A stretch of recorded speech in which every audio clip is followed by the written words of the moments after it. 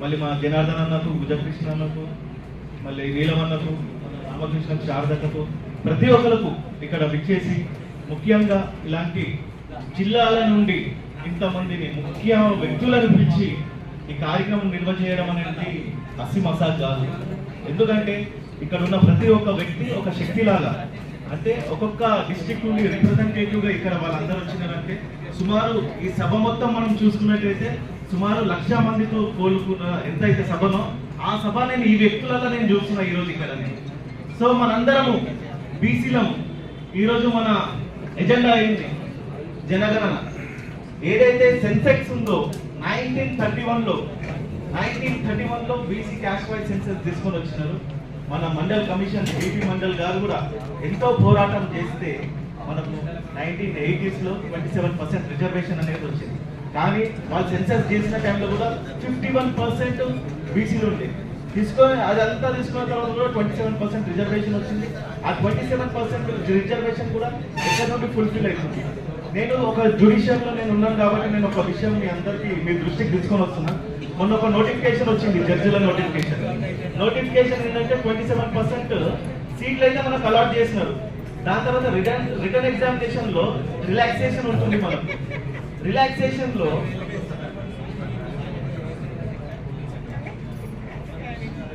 ఇప్పుడు junior civil judge notification వచ్చింది. Junior civil judge notification లో 27% బీసీలకు అయితే సీట్లు వచ్చినాయి. కానీ రిటర్న్ ఎగ్జామినేషన్ లో రిలాక్సేషన్ అనేది ఉంటుంది. ఆ రిలాక్సేషన్ లో ఎస్సీ ఎస్టీకి రిలాక్సేషన్ 55% ఇచ్చినారు. అదే విధంగా బీసీలకు కూడా రిలాక్సేషన్ ఇవ్వాలి. వాళ్ళకు 50% ఇస్తే మనకు 55% ఇవ్వాలి. మనని ఇప్పుడు ఇక్కడ అన్యాయం ఏం జరిగిందంటే ఇప్పుడు మన బీసీలు ఈ రోజు జడ్జిలుగా చదువుకుంటున్న వాళ్ళందరూ ప్రిపేర్ అవుతున్న వాళ్ళకు కూడా అన్యాయం ఏ విధంగా జరుగుతుందంటే మనని కూడా ఓపెన్ కేటగిరీలో వేసేస్తారు. ఏ విధంగా మనకు రిజర్వేషన్ వస్తాయి? మన ప్రతి ఒక్కరికి కూడా జస్ట్ ఫస్ట్ చూస్తాం ఆ సీట్లు వచ్చినాయా ఓకే అనుకుంటాం. కానీ రిలాక్సేషన్ తీయాల్సిన అవసరం ఏంటి?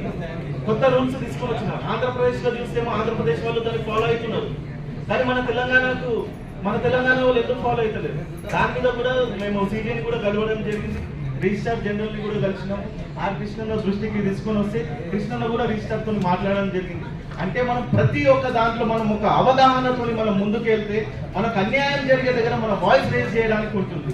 మళ్ళీ సెకండ్ వన్, పార్లమెంట్ లో బీసీ బిల్లు తీసుకొని రావాలి. బీసీ బిల్లు ఎందుకు తీసుకురావాలి? ఈ రోజు బీసీ అంటే బ్యాక్వర్డ్ క్లాసెస్, కానీ బీసీ అంటే బ్యాక్ బోన్ టు కంట్రీ.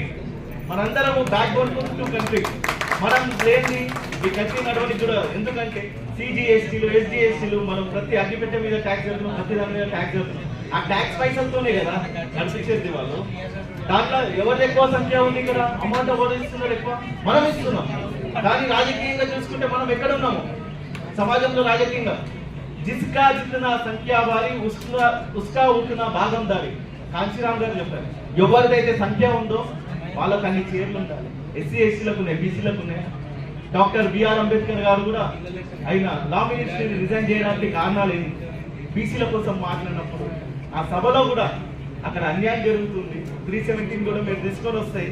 370 వల్ల కూడా జమ్మూ కాశ్మీర్లో టెర్రరిస్టులు తయారవుతారు. దాన్ని తీసేయాలి అంటే అక్కడ ఈయనకుంటే సభలో ఆ రౌండ్ టేబుల్ మీటింగ్ లో ఆయన అక్కడ నుండి రిజైన్ చేసేసి బయటకు వచ్చి రావడం జరిగింది. మళ్ళీ మనం ఇంతమంది ఉన్నాము అంటాం. అప్పుడు 1931 సెన్సెస్ లోనే 51% అంటే ఈ రోజు మన సెన్సెస్ లో చూసుకుంటే 70% పైగా బీసీలో ఉన్నాం. కానీ ఓట్లు ఎక్కడ పోతున్నాయి? ఓట్లన్నీ ఎక్కడ పోతున్నాయి? ప్రతి ఒక్క రాజకీయ నాయకుడు, అగ్రపథ రాజకీయ నాయకుడికి రైట్ హ్యాండ్ లెఫ్ట్ హ్యాండ్ మనోడే ఉంటాడు, మన బీసీఏ ఉంటాడు. వాళ్ళు జెండాలు పట్టుకుంటాం, జెండాలు వేస్తాం మనము.